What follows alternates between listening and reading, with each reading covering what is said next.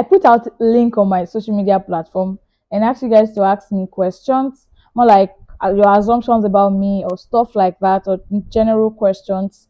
And I got a number of questions, and I would like to answer it on the channel because I said it. I'm going to answer it on the channel. So without wasting more time, let's just go right into it. So I have the questions here, and I'll be checking from here. So the first one here says, do you plan to pursue a career in content creation, or is it just a side hustle? Well, content creation to me is more like a passion, more like a way I could express my creativity, more like something that I found like, oh, this channel is more like I'm on a journey, more like I'm on a journey to self-development growth. And I feel like I can carry others along. Some of the things that I've learned that have been useful for me, that I found useful for me, and I feel like it could be beneficial to people. So content creation or through the YouTube channel is where I get to pass it across, where I get to share to people. So it's more like a thing of passion to me. So I'm trying at this stage, I'm trying to explore that career. I'm trying to like find out how I could find my feet along the path, how I could place my feet and do it the right way. Also, my NYC is my primary assignment.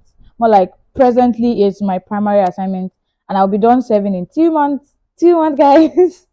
So we'll be done serving in 2 months. But NYC is my primary assignment, and I'm also building my YouTube for future opportunities. More like both are going hand in hand. The second question says, how do you stay motivated to create content with a relatively small audience? If I'm sharing a message or I'm sharing helpful tips or what could be beneficial to somebody, or what I'm filming, or knowing that I have relatively small audience, what I do is in my mind of minds, I know that okay, even if nobody will watch this video, somebody will watch this video and be blessed. As much as I also try to like hear from my audience, more like what they would like to hear from me, what they would like me to film on, what they would like me to do. I need to check if this thing is still working. Okay.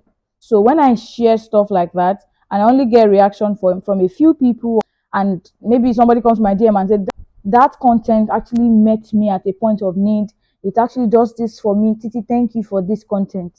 Like, I'm so happy, and I know that yeah, I'm doing something for somebody, even if it is relatively small. It's not about how small, but the quality of message or helpful stuff that people get from the content. That's my own opinion. So let me go to the next question. Am I using my YouTube to share my experiences as a copper? Well, I feel like if you are used to my channel and you've been watching my videos, you see that my YouTube is, as I've said, it's more like a journey. So more like a lifestyle content. I share content that revolve around me, more like about myself. I share content about self-development, of course, that has to do with me, or some tips that I've learned along the way. And I feel like, oh, I want people to also learn from this, or I want to share this with people. Somebody somewhere would actually be going through this and may need this experience or something like that. To the next one, how do you navigate living in Lagos as a single person, especially in a bustling city? Well, Lagos is a bustling city, like Austin and bustling is in Lagos. I won't say that. Talking about spiritual growth, talking about physical growth, like Lagos has really exposed me to some things that I could learn from. From like it kind of puts me on race that Titi, you don't really have all the time. You need to do this, you need to do that. It kind of put me on my toes. How I'm navigating living in Lagos as a single person. Well, I think how well, yeah, I get so busy. I have work to do. I go to church. Or like I just keep myself occupied, not give like an idle hand is devil's workshop. So I just keep myself busy. I think that's what I'm going to say concerning that. Okay, so to the next one. Do you think your Christian faith helps you stay grounded in the midst of chaos? Of course, yes. With problems happening all over the world, if you don't have God or somebody that you could relate your mind to, you can go crazy because it's a lot. People are passing through a lot. A lot is happening every day. Somebody you trust could do something that you don't like. Like, it's just a lot. And I can't imagine not having God. I'm glad that I know Him earlier in my life. And if you don't know Him yet, you don't have Him yet, but I must tell you, serving God is sweet. It's so good. It's the best decision I've ever made. And so I am glad I did. I'm glad I did because my Christian faith is my anchor. It provides me guidance, it provides me strength in the midst of chaos, when there's conflict, when everywhere seems unsettled. Like in my mind, I know that I have a God that is going to work everything out for me. Like it's just like that. Serving God helps me stay focused and be more purposeful on my goals. Like I know that, oh, I have God. Like it just guides me. It kind of give me these directions that I go, even if I don't know where I'm going. I know I have a God that has seen tomorrow and He will guide me through. I'm not preaching, but yeah, that's just how my Christian faith helps me stay grounded, even when there are storms and chaos around. Are you looking to monetize your YouTube channel, or is it purely for passion? Well, while monetization is a consideration, my primary goal is to share. Like what brought me to this channel in the first place is like sometimes I feel like, oh, Titi, something's dropped in my mind. Okay, I think growing up, I'm like, how I wish there's a place where all these ideas could, where I could just put these ideas, because growing up I write a lot. Like I love writing. I still do.